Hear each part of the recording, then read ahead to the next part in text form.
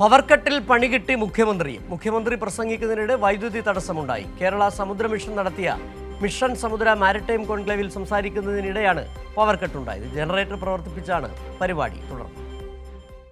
UDF സർക്കാർ അധികാരത്തിലെത്തിയതിന് പിന്നാലെ സംസ്ഥാനത്ത് തുടർക്കഥയായ പവർക്കട്ടിൽ മുഖ്യമന്ത്രി VD സതീശനും പണി കിട്ടി. മുഖ്യമന്ത്രിയുടെ പ്രസംഗത്തിനിടെയായിരുന്നു അപ്രതീക്ഷിതമായ പവർക്കട്ട്. ഇതിന്റെ വീഡിയോ ഇതിനോടകം തന്നെ സമൂഹ മാധ്യമങ്ങൾ ഏറ്റെടുത്തു കഴിഞ്ഞു. വലിയ പോരാട്ടം, കടലിൽ നടത്തിയ വലിയ പോരാട്ടം പരാജയപ്പെട്ടെങ്കിലും വീരോചിതമായ